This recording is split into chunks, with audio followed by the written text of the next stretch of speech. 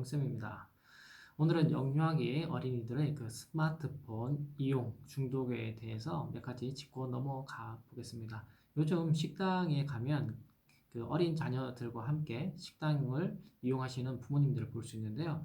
그 모습을 보면 한 가지 공통점을 볼 수 있습니다. 어떤 거냐면 부모님들이 아이에게 스마트폰을 주고 그 미디어를 보고는 중에 부모님들은 식사를 하는 이런 모습들을 저희 주변에서 흔히 볼 수 있습니다. 이런 모습들이 과연 아이한테는 어떤 영향을 미치는지 오늘 시간을 같이 한번 이용해 보려고 합니다. 식당은 공공장소이잖아요. 그렇기 때문에 부모님들이 아이가 밥을 먹을 때 뭐 떼를 쓴다든지 아니면 반찬 투정을 한다든지 아니면 이제 뭐 밥 가지고 이제 장난을 친다든지 또는 뭐 여러 가지 뭐 흘린다든지 이러면 상당히 눈치가 보이는 게 사실입니다. 저도 뭐 4살 어린아이를 키우는 입장이기 때문에 저희 아이가 식당에서 여러 가지 이제 그 장난치고 이런 것들이 그 식당 이모님들께 사실 좀 미안하고 좀 죄송스러울 때가 가끔 가다 있습니다.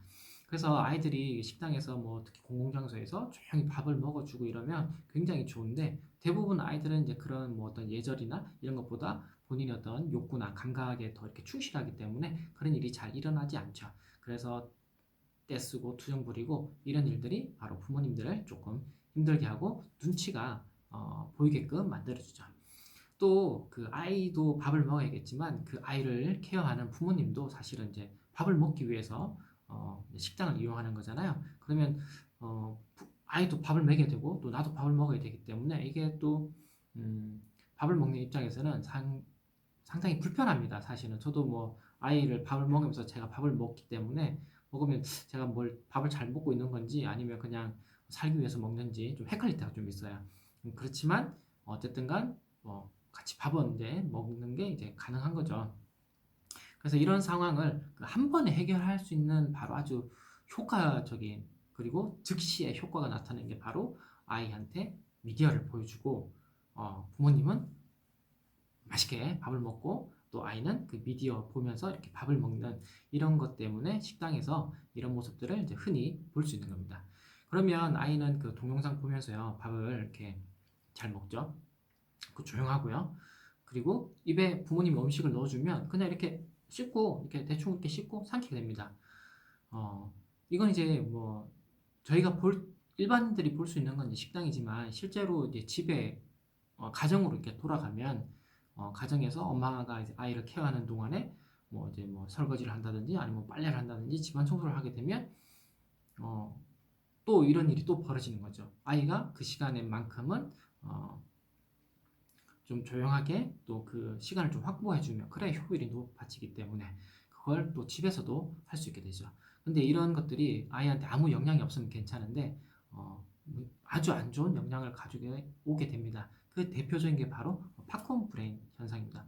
그 팝콘 브레인 현상이란 뭐냐면 아이들은 영유아기 때 이 뇌 세포, 그 뉴런이라고 하는 세포가 엄청나게 폭발적으로 이렇게 막 발전하고 있는데 이 그 뇌 세포가 발전하는데 자극이 필요하잖아요. 그 자극이 엄청 강한 자극에만 반응을 보이는 현상을 바로 팝콘 브레인이라고 그럽니다.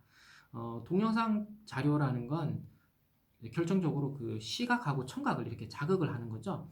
시각과 청각을 자극하기 때문에 그 시각과 청각이 자극이 되면서 엄청나게 많은 그 강한 자극을 받아들이는 거죠. 그래서 저희들이 책 보는 것보다는 그 동영상을 보는 게 훨씬 더 재미나게 느껴지는 게 더 강한 자극이기 때문에 그렇습니다. 그러면 그 시각과 청각을 자극하는 게 그럼 이게 어떤 영향을 미치냐? 특히 밥 먹을 때 어떤 영향을 미칠까요? 바로 이 후각과 이 미각을 현저하게 떨어뜨리게 됩니다.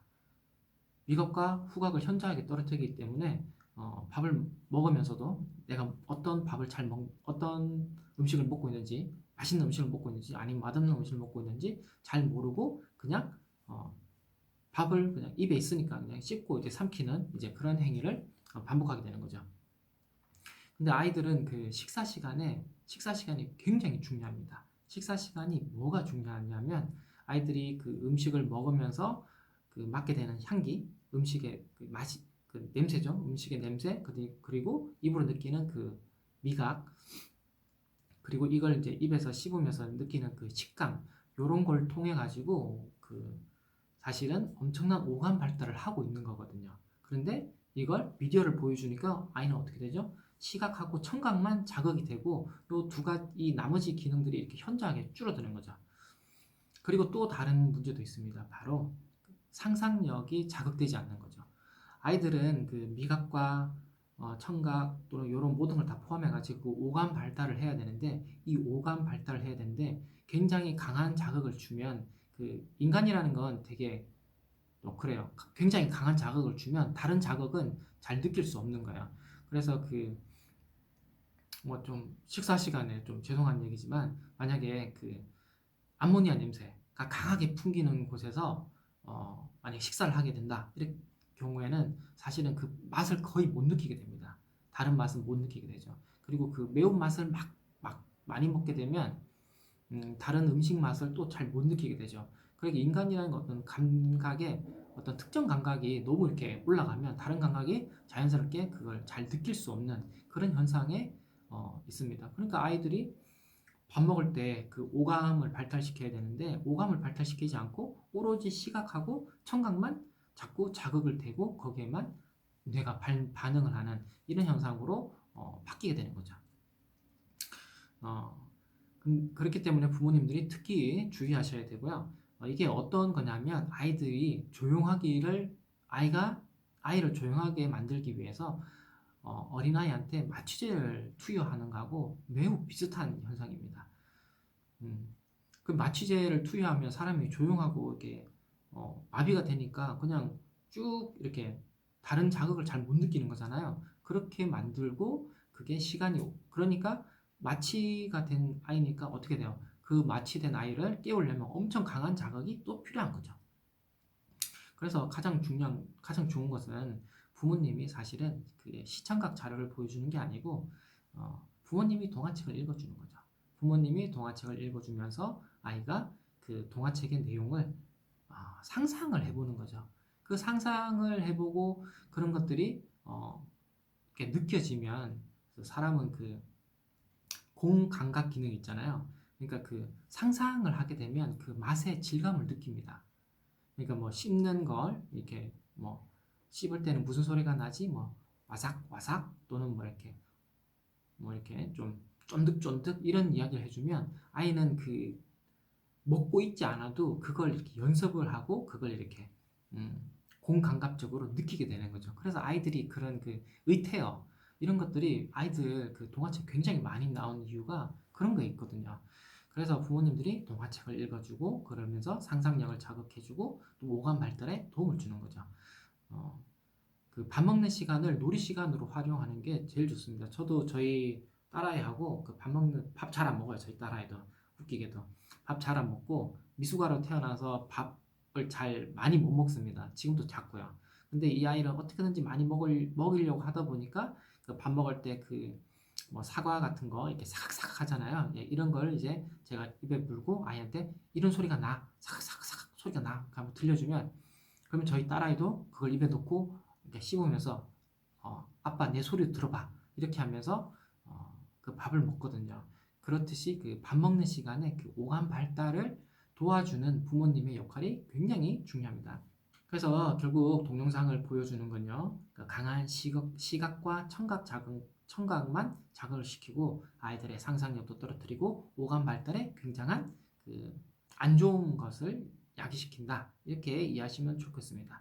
그래서 결국 그 어린 시절에 미디어에 많이 노출된 아이들이 커가면서 팝콘브레인 현상 그리고 강한 자극에만 반응을 보이는 현상을 보이면서 점점 더 그 미디어에 빠지게 되고요. 또 더 강한 자극만 추구하게 되는 걸 이제 되겠죠. 그리고 이제 아이들이 그 식사 시간에 그 동영상을 보여주기 시작하면 식사 시간에는 그냥 동영상을 보는 시간 이렇게 이제 그 습관적으로 이해를 하게 되고요. 그러면 그걸 보여주지 않고 밥을 먹으라 이렇게 했을 경우 아이들이 굉장한 거부 반응, 왜 안 보여줘? 이런 반응들을 하게 됩니다.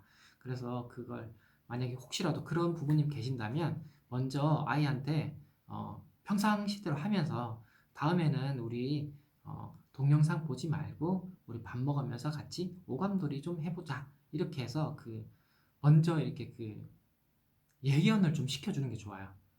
바로 이렇게 이 동영상 보면 안 좋아 하니까 그다음부터 바로 안 주는 게 아니고 다음에는 우리 밥 안 먹고 동영상 안 보면서 밥 먹는 연습 좀 해보자 이렇게 조금씩 그 예견을 해주면서 그걸 약속도 하게 하고요. 그리고 잘했을 때는 칭찬도 해주고 이렇게 해서 그 아이들이 그 점점 미디어로부터 독립되는 그런 아이들의 모습으로 좀 바꿔주시는 게 굉장히 바람직하다 이렇게 할 수 있습니다. 영유아기 때는 그 아이가 스스로 미디어를 찾아서 보는 게 아니고요. 대부분이 부모님이 그 미디어를 보여주는 거잖아요. 그렇기 때문에 그 영유아기 때 미디어에 중독되는 아이들의 주범은 사실은 부모님이 맞습니다.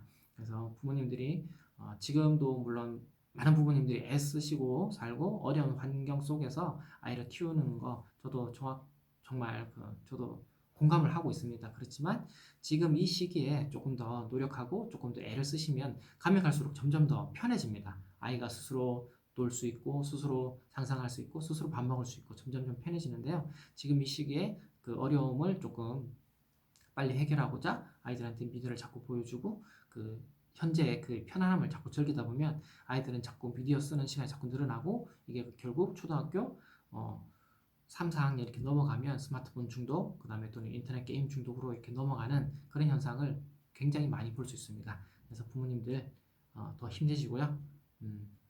우리 아이를 위해서, 우리 아이의 밝은 미래를 위해서 부모님들이 조금 더 애쓰시면 정말 고맙겠습니다. 시청해 주셔서 감사합니다. 이상 생생업 상담소 용쌤이었습니다.